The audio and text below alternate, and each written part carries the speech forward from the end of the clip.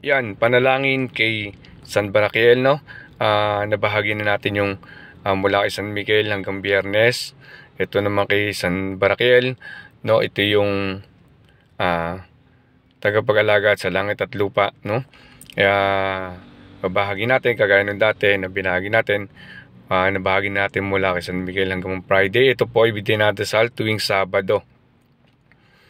Tuwing Sabado po ito dinadasal, no? Kagaya nun, meron silang per araw, no? Ito yung pang Sabado kay San Baraquiel, no? Babahagi uli natin kagaya nun, screenshot nyo lang uli yung picture ng das panalangin, tapos zoom nyo lang uli, tapos screenshot nyo uli para mas malaki, no? No? Kung gusto nyo yung picture na yan, sa ano pa kasi meron sa computer, no? Para ma-edit nila mas maganda, no? Mas maganda at mas malinaw, no? Pa-scan nyo po, huwag na Xerox, scan para mas maganda. Tapos yun po, no? Babahagi na natin dito sa dulo, no? Okay. Yung mga magpapagamot, only gamutan, only basbasan, no? PM lang kayo sa akin o kaya kayo Mother Bukay sa Facebook page natin, no? Para may pasok namin sa GC ng only gamutan. Libre po ang gamutan ng Team Happy Agimat. Libre po at walang bayad at wala rin pong donation. Yung Agimat, no? After nito, susunod na natin yung mga orasyon ng mula San Miguel hanggang sa dulo kay San Baraquiel. Babahagi natin yung mga orasyon na Kagimat. Ito na yung pampito, no? Sabado na to, magsisimula kayo ng linggo hanggang Sabado. Tapos susunod na natin yung mga iba't ibang orasyon ng Arcangheles mula kay San Miguel hanggang kay San Baraquiel.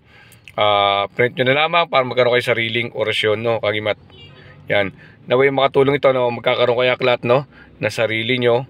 Okay? Print nyo na lamang. Tapos sa bookbind nyo para may sarili kayo. Abangan nyo lang yung ibang ano natin. Pwede nyo na pa-print to. Yung linggo hanggang Sabado, no? Yung panalangin. Para isusunod nyo na lang yung mga orasyon, no? Okay. Pwede nyo pag-unahin muna yung mga panalangin muna sa harap. Tapos yung orasyon sa bandang gitna tsaka dulo. No, Kagimat, ito na yung panalangin kay San Baraquiel. Ito, naway makatulong sa inyo at God bless inyo lahat, no? Like and follow, subscribe natin YouTube at Facebook natin, no? Sa Facebook page natin, kalimutan tayo dito, meron tayong free raffle. Kaganito, leklay. Prayer white leklay po ito.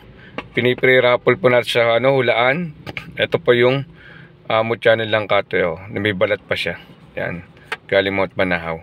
Ito yung Santo Cristo natin na anubing sa Renoong Sinag. Marami na subok na yan. Kaligtasan, tsaka sa bala, magaling po siya. No? Pero siyempre, kailangan nating alagaan pa rin ang panalangin. Hindi po lahat.